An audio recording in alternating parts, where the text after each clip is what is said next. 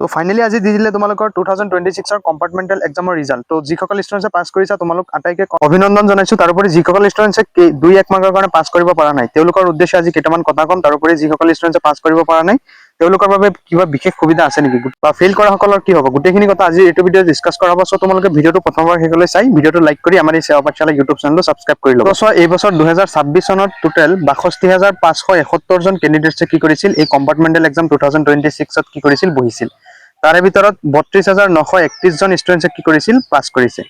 তো percentage ratio' হ'ল তোমাৰ 52.63% আৰু মেট্ৰিক যিটো 2026 চনৰ মেইন মেট্ৰিক আছিলে তাতে 65.62% ষ্টুডেণ্টছে পাছ কৰিছিল।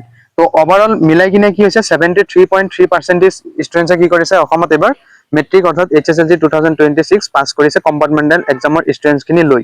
তো এতিয়া কথা হ'ল যিসকল ষ্টুডেণ্টছে মেট্ৰিকত ফেইল কৰিছে তেওঁলোকক এটা চান্স দিয়া হৈছিলে কম্পাৰ্টমেণ্টেল এক্সাম 2026ৰ কাৰণে।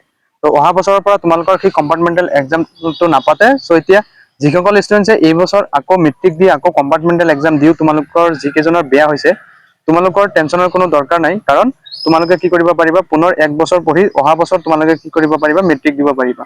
তো চোৱা যিটো গ'ল এতিয়া তোমালোকে যিটো আহি আছে সেইটোক লৈ টেনচন কৰিব লাগে। যিটো গ'ল সেইটো আৰু তুমি কেতিয়াও ঘূৰাই আনিব নোৱাৰা।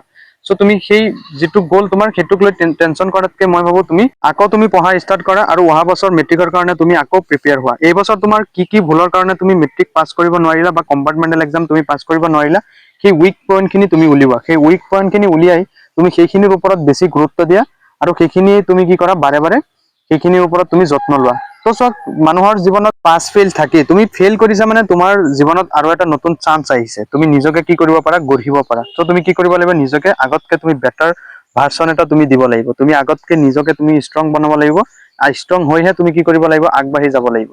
কাৰণ চোৱা জীৱনটো ইমান সহজ নহয়। জীৱনৰ প্ৰথম যিটো পৃষ্ঠা তাতে যদি তুমি হাৰ মানি যোৱা তেতিয়াহ'লে তোমাৰ আগন্তুক জীৱনত তুমি নিজকে কি কৰিব নোৱাৰিবা, সকলো পৰিস্থিতিতে তুমি সাঙুৰ খুৱাব নোৱাৰিবা। মেট্ৰিকটো যিহেতু তোমালোকৰ জীৱনৰ প্ৰথম আৰু গুৰুত্বপূৰ্ণ পৰীক্ষা, মেট্ৰিকৰ পিছতে আমি হায়াৰ এডুকেশ্যনখিনি ল'ব পাৰোঁ। গতিকে তুমি চেষ্টা কৰা মেট্ৰিকটো যাতে আৰু এবাৰ পুনৰ দি তুমি নিজকে ষ্ট্ৰং কৰি তুমি যাতে মেট্ৰিকত পাছ কৰিব পাৰা।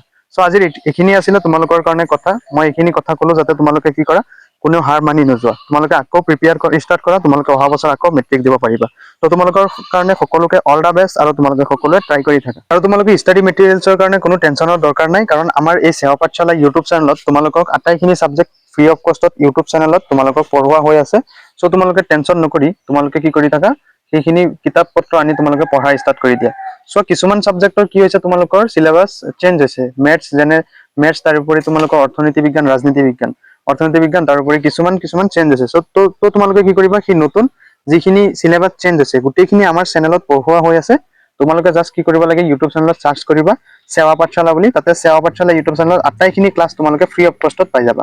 তো তোমালোকে দেৰি নকৰিবা আৰু তোমালোকে ভাবি চিন্তি থকাতকৈ এতিয়াই তোমালোকে কি কৰা পঢ়া ষ্টাৰ্ট কৰা আৰু তোমালোকৰ স্কুলত গৈ পুনৰ তোমালোকে এডমিশ্যন লৈ পঢ়াটো ষ্টাৰ্ট কৰি দিয়া। তোমালোকে আৰু সময় নষ্ট নকৰিবা। এইখিনি আছিলে আজিলৈ আহিছো, তোমালোকে ইউটিউবত গৈ চেনেলটো ছাবস্ক্ৰাইব কৰি ল'বা।